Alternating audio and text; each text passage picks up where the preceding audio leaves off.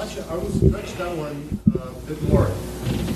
Even if the novel's written in first person, the dialogue should have a body, mouth, etc. But when you start tossing in the F words and the bitches and all this into the actual description, that throws me out. Because then I start thinking, if the narrator is calling such and such a character a bitch, what did that person do to the narrator? And it sort of throws me out of the story. Although it is the character's thoughts too, because it's coming through the point of view character. As a character's thought, that's fine. Yeah. But when you're doing the general description of the environment, and you're doing your pulling back of the third person sort of, I said, when they're doing it as the thought bubble, yes, I can find that's no problem. Yeah. But when they pull back a bit, and they're still using, I find the blurring between the author and the narrator getting a bit, and the characters. Where's the wall gone? Yeah. Between the two. I think that's a comment. That's not a question. I don't know. Okay, you can have comments. Yeah, I know. Yeah. I'm going to ask that question. Okay. When you create a villain, are you worried about political correctness? Only if your story is about, in some way, political correctness. No, absolutely not. Political correctness. If you're going to write believable characters, some of those characters are going to swear. Some of those characters are going to be violent. Some of those characters are going to do. Maybe they're going to be homophobic. Maybe they're going to hate women. They just do that. That's what I mean. If you create a villain in a certain race. Mm-hmm. Oh, a race, you mean? Yeah. Yeah. You worry about that. So this guy, whether it's a black guy, whether it's well, it's got to be it's got to be a credible character. If it's credible, if it's Chinese in a credible way, fine. But if it's a stereotype, it's not going to work. So political correctness, I wouldn't say comes into. Although there are cases where, sorry, Susan, you can talk in a second. There are cases where the publisher will mandate certain forms of political correctness. For example, here in Canada.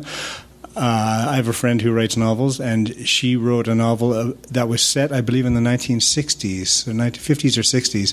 And the characters, they were all white, and they were all referring to a Indian as an Indian. The Indian over here did this, did that. The publisher made him change it to First Nations person. Not even native. It wasn't First Nations person, but it was whatever the common usage is now. And she said, but they didn't in 1960. And they said, we don't care. Our readers expect that. So she had to relent on that, and the Indian was gone. I'm sorry in advance for another Batman anecdote, but I have a friend who wrote a Batman novel, and in it he referred to the Penguin as an evil little fat man. And the editor struck this and said, this is insensitive to overweight people. Let me guess, the editor weighed a ton. I don't know. Oh, we stalled. We didn't mean to stall.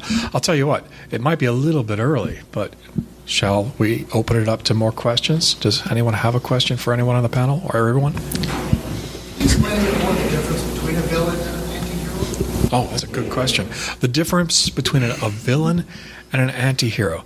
On the surface, I would say that an anti-hero is somebody who is taking the role of a protagonist and maybe has some really coarse methods, but we always have our sympathy with that character throughout the novel. For example, Dirty Harry, John McClane.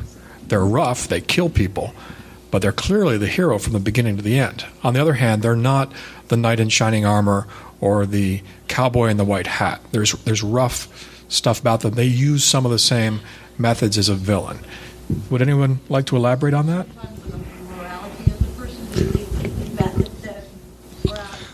I think so. I think that's what it is on the surface. I think the real answer is much more complex and open to a lot of argument. But I just wanted to start off with a template. Yeah, I think it may be more of a question of detail. At heart, Dirty Harry is a good guy. He wants to get rid of crime. He wants to clean up the city. But he's a pretty nasty person in many ways, which you would not expect your traditional hero to exhibit. So it's a question of detail, I suppose. But I think earlier we were even talking about some anti-heroes who were really doing bad things and didn't even have good motive. They can be anti-heroes too. Anti-heroes and villains. So how do you feel about, say, So they're Dexter? real villains. Pardon? How do you feel about Dexter? Yeah.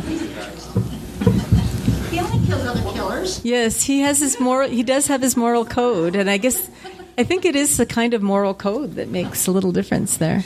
Yeah. I'm showing my bias here, and I don't know if anyone on the panel really has an opinion on this, but where does that put Severus Snape, who is a giant jerk, and we don't find out until 3/4 of the way through book 7 that he was actually a good guy the whole time. I have to say, he's really a good guy. You can't always tell on the surface, you know. And what about Ripley of the novel? Patricia Highsmith, I was going to talk about her, yeah. That he would get away with those murders. Ah. I do like him. Right. Yeah. He really didn't have any good reason to do it. So my question then would be, is Ripley an anti-hero or is he an anti-villain? Or is he a protagonist who is also a villain? Yeah. We still haven't defined the villain versus the anti-hero. Okay. So I would think a villain It's just plain bad. is an evil antagonist. No, I don't think so. Well, I wouldn't say I don't think more he's about it. necessarily worse than the anti-hero. Like, Then why is he a villain versus? because I guess the story is set up with the hero, who is your main character, who the readers are identifying with, and it's who the writer defines who that person is, and the villain is the person who's against them and whatever they want. And they may not even be totally bad. They may have some good qualities too. I don't know. That's just what my thinking is. It's really just defined by the story and who they've chosen to make the identifiable character. It's the method. Well, I don't know. That's my suggestion. Yes. Yeah. I kind of have a problem with, like you said earlier, if your villain falls at the first hit, it diminishes your heroes. But I have a problem with making them, powerful and scary and effective, and then the heroes just can't win. So I wonder if you had any tips for balancing that. Well, do you want your hero to win at the end, or do you want your hero to have an interesting defeat? They're both valid choices. Mm-hmm. But I still think that you want to have a strength in the battle. You don't want your hero to fall at the, to be weak and fall at the first thing either. It's just so hard to, if the villain is a legitimate threat, to let your hero win without just a deus ex machina. Well, that's just it. I think the challenge is to find a way in which the hero or protagonist uses his or her skills, knowledge, ability, courage, whatever it takes to overcome the villain at the end. That's the whole idea, is to delay that moment for as long as possible to build a great deal of suspense so that maybe you hope, or maybe you've given up hope, that it can happen before it actually happens. Yeah, it is, after all, fiction, and never lets truth get in the way of good story. Mm-hmm. If your villain is, I really don't like the term a villain too in this sense, but if your bad guy is really strong and really draws out all the resources of the protagonist, great. In reality, most crime novels couldn't happen, or most detective novels. It's very, very rare that a private detective will go out and catch the killer. And it's even rarer still that the private detective will go out and catch him and beat him up and then shoot him himself or whatever. And that happens in all the Spencer novels and Elmore Leonard books, lots of books. It happens. It's just the genre. And if you step back and look at it objectively, you would think there's no way this guy who was one day ago working in a bakery going to take on this crime boss. But if it's credibly put and if it's entertaining, then sure, why not? It's just a story. Most of our fantasy books have the young pauper boy. Right. Nasty. Farm boy from Tatooine. He starts from nothing, kills the big bad guy. I think we have a new question from the back. Yeah, the question that I was particularly interested in hearing the panel discuss today was whether the bad guy always has to be a guy.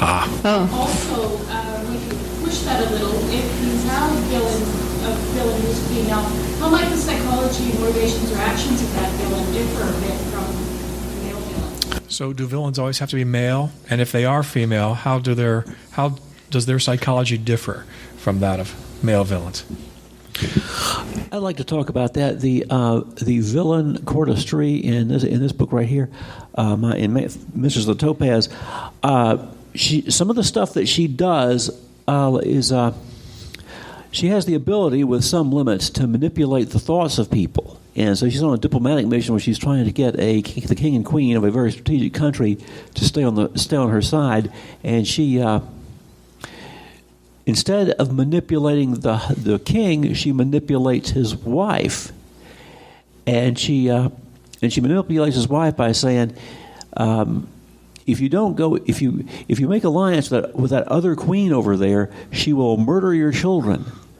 So you need to stick with me, stick with my kingdom, and that I thought was something that was a rather feminine view of how to influence people.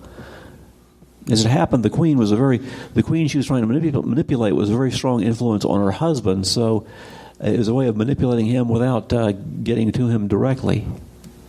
I'd just like to say that was a really good question, and I appreciate it because I have been looking as a reader for really good bad guys who are women. You just don't see it that often, and you should, because most readers are women, simply.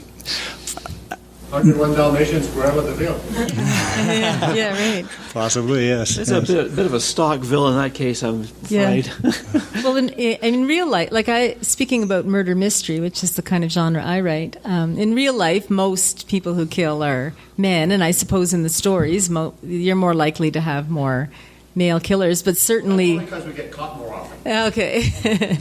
But certainly you can have female killers, and you should have female killers, because basically in mysteries you've got a set of people who might be the suspects, and if you eliminate half of them, then you have a lot fewer suspects, and you've got a lot of characters running around in your book who aren't suspects, so you do want to include them. And as far as their psychology, you always want to know the psychology of your killer, because as we were talking about, none of us particularly like just evil. That's it. So that you know the psychology of your killer, and part of her psychology will be what makes her female. So I think you think of her as a person the same way you would think of any other killer.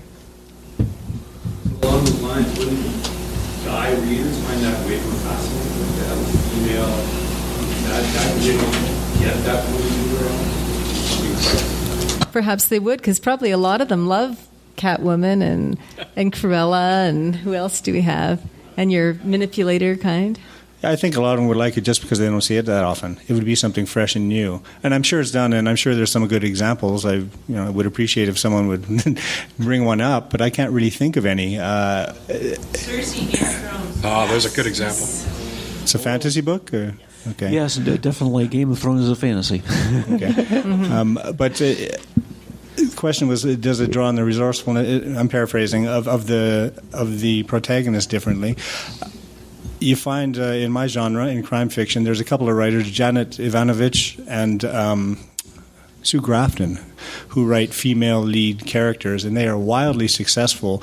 And if you look at it objectively from a distance, their books are not a heck of a lot different from books that feature male private detectives, except that they do.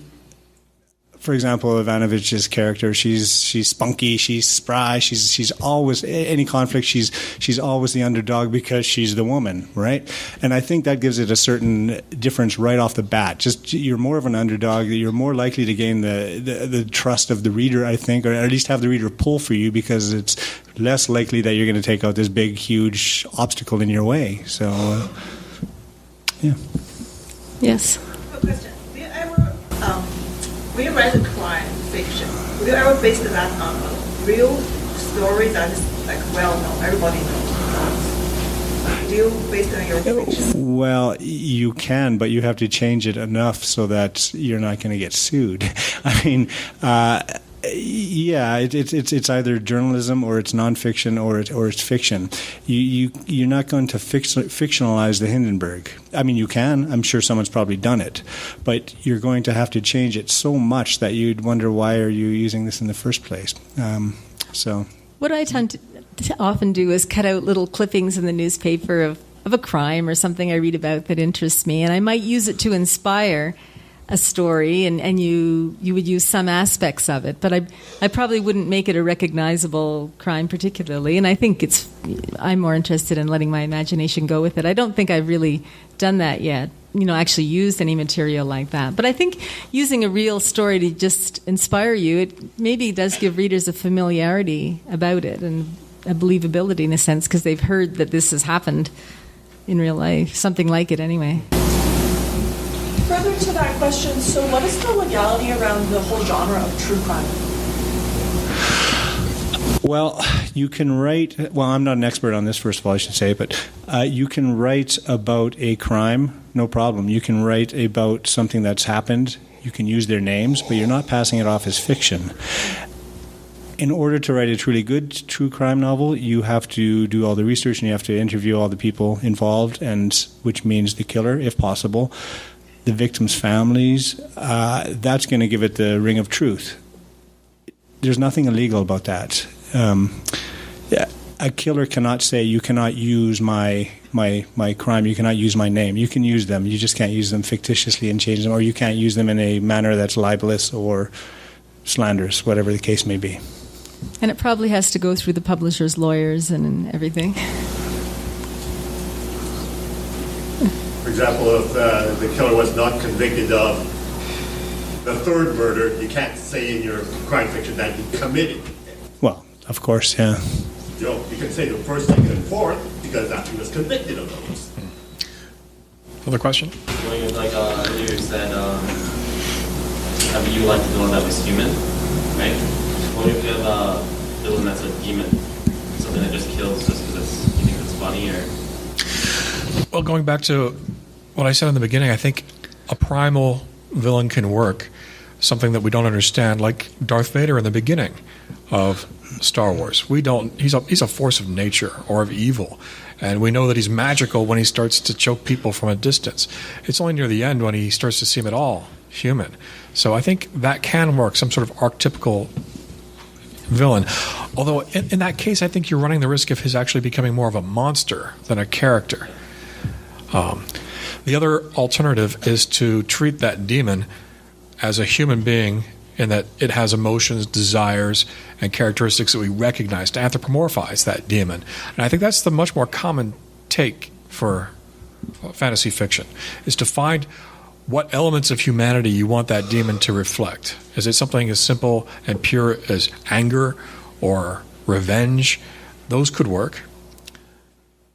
I think there's also another tack. It depends on the needs of your story. Again, if you're writing, well, I'll give you an example. American Psycho, Bret Easton Ellis. The main character is a sociopath, just an awful guy, really zero redeeming qualities whatsoever. And he doesn't learn, he doesn't really grow. Based on what I said earlier, you would not want to spend 300 pages with this guy. However, what he does is reflective of the society around him, and it's extremely engrossing. So your monster or your villain who has no positive qualities, maybe that's something you're striving for. Maybe there's a higher purpose at work. It all depends on the needs of the story. I have a different question. What is the difference between fantasy and urban fantasy?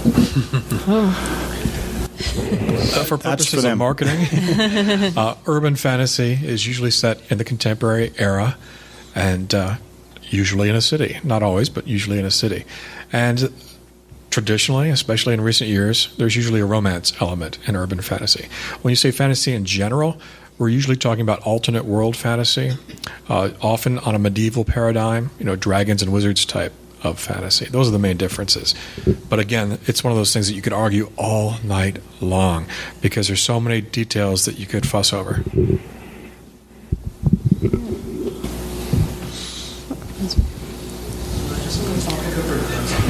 Is there a difference between an anti-hero seeking redemption and an antagonist seeking redemption through the course of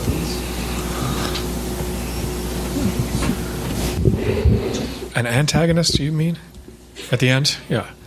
What's the difference between an anti-hero who is redeemed in some way and an antagonist who is redeemed. I suppose it's just terminology. We would think of the antagonist as more of a tragic villain if he's redeemed at the end. It's which side of the conflict is he on? If he's the protagonist, then we might think of him as an anti-hero. And if he's the antagonist, and he's redeemed by the end, we would think of him as a tragic villain, like Darth Vader. Yeah, if you're going to redeem your antagonist, you have to be careful, because your main character also, does that take away from what your main character is striving for? Maybe the main character overcomes the antagonist, and the antagonist sees the errors of his or her ways. That's possible. It's been done. But I wouldn't want to focus on the antagonist being redeemed, because it's the protagonist's story first and foremost. I'm going to slightly disagree with that. If the protagonist creates the redemption, I think it's a perfectly valid way to have the hero overcome the villain and for the villain to find redemption. And here I go again with Star Wars. I think it works. I think when Darth Vader decides to kill the Emperor instead of letting the Emperor kill Luke, it's out of love for his son and inspired by his son's refusal to bow to the Emperor. So Luke actually made that happen. I'm sort of objecting in some ways to the conflagration of the terms antagonist and villain. Because quite often the antagonist in a story might be, I'm running a race and my antagonist might be the other guy running. Yeah. And so he's not a bad guy. Sure. He just wants the same thing I want. I don't think anybody's suggesting that a villain is always an antagonist or vice versa. In fact, I think sometimes you have a villain as your protagonist, as in Hannibal. Okay. But then he's maybe an anti-hero. I don't know. No, I guess not. No, I guess not. No. Scratch that. The good guy's always winning? Not in many of the zombie movies I've seen. But I think that becomes an interesting way to look at the villain, that he maybe isn't like always terribly bad. He might just have a different perspective to your hero, and he's what's preventing him from succeeding. If you look beyond genre books, if you're talking about other kinds of books, it could be a storm, it could be a fire. That's your antagonist in the story, or it could be a father who doesn't want his son to become an artist, and he's not a bad guy. He's just got maybe some narrow views, but he is the antagonist to what the hero wants in that story. And if you start to look at your villains a little more broadly that way, that they're not totally evil, it's a way of seeing them not as caricatures. Yeah, and the zombie fiction is a good example. A lot of people are bored to tears by the idea of zombies, because they're not human. They're just a slow, lumbering force that you have to kill a bunch of. I love the genre just because it's more not about the zombies, but it's about the apocalypse. It's the end of the world. It's the whole situation against you, and the zombies are in a way a symbol, a very vivid symbol, and they're in your face. But they're a symbol of your struggle to survive and your struggle to. It can raise questions of why are we going to go on if it's going to be the end of the world. It raises some very human questions, and antagonists don't always have to be just a character. Villains, it's semantics, I suppose. Well, zombies aren't characters; they are a force of nature. That's right. They're portrayed in the way that the characters respond to them. And the thing that makes the zombie stories interesting is the way that the humans respond to what's happening. Sure, yep. I think we have time for 2, maybe 3 more questions. Or do we have more time than that? Or 0. 5 minutes. All right. 5 minutes. You said you were doing some of the dialogue for Baldur's Gate. I'm just curious as to how villains are evolving in computer games. Wow. I could take all night. Yeah, I think the appropriate way to ask me that question is to find me at the bar and put a drink in front of me. After he's had a few drinks. Right? I've worked in video games for such a short period of time, I don't think I'm qualified to give you that broad an answer. I could give you some opinions, but they're based on a very short experience in the industry. I don't really read detective fiction, but can I assume they defeat the bad guy by finding the mistake? Or is there ever a one-on-one battle in the end? There's as many ways to defeat the bad guy as you can think up. It can be through an error of the bad guy. Ideally, in my view, it's a strength of personality that wins. Good triumphs over evil. The notion of the reader discovering the mistake. No, I mean that's just play fair fiction. That's just an issue of craft. That's more of an issue of craft than of character, I think. A lot of writers will put in their red herrings. They'll put in their foreshadowing. When once in a while, they'll drop in something that pushes the reader on a different track that isn't fair whatsoever. More of an issue of craft. It's more that the detective investigates and different things happen, and perhaps something he does provokes the killer to do something. I don't know if you'd call it a mistake, but through the course of the story and the investigation and things happen, it comes to a climax, almost like most stories do. And there usually is a fight to the death of some sort. That the bad guy's got the gun ready to shoot him, and then he has to explain why he did it, and then it usually does come to a point like that. But it's typically through the investigation of the sleuth. Did you have one? It's interesting you mentioned Darth Vader. Now he was a hero, he was a villain, and he was redeemed. Now what if in one book or in one movie? Louder, please. Sorry, you mentioned the Darth Vader. Originally, he was a hero, he became a villain, he was redeemed. But what if you have the same character, a hero, in one book or in one movie, but he is the villain in another book or another movie, but there's no redemption? Does that diminish the character of what he or she has done as a hero? I think we'll find out in the final season of Breaking Bad. I think it's an interesting thing that they're doing, to take a person who is the protagonist and make him clearly the antagonist, and I think after this past season, obviously also a villain. Whether an audience responds well to that, we'll see. I think these guys can pull it off, but that's part of the suspense, is to see what we'll think about these characters. How much will we care about them? Will our affections transfer from Walter to other characters in the story before the end? I can't think of a literary example of the situation. Can any of you? I can think of a movie one, possibly. Would that be the Iwo Jima letters from the front? Haven't seen it. You know that two movies that were made on the Battle of Iwo Jima, one from the Allied side, right, one from the Japanese side, by the same director. Right. So you see both of them, and you sort of... a good example might be George Martin's Game of Thrones. There are characters who we meet in that first book, and we find them to be evil incarnate. And then 2 books later, we're kind of rooting for them. Well, maybe you're Snape. I always like Snape. You did? Years ago called The Real Story. And it deals with 3 characters and the role of villain, hero, and rescue. Villain, hero, and victim rotate among the 3 characters. Interesting. Sounds a little bit like Rashomon in some ways. There's one way in which I think that we as panelists have failed you this evening, and that is that we have not really plugged our books at all. And I'd like to end this panel by doing that. I'd like to ask everybody to say, if there's one book of mine that you buy this weekend, this is the one because of the villain. Well, you want all 3 of them to tell them what book of yours they are? Exactly right. Oh. Steve, what book should we buy of yours? You should buy Hard Currency, and it's a post-communist mystery set in Poland right after the end of communism in the early 1990s. And I guarantee you it's the best book about Poland that you will see here.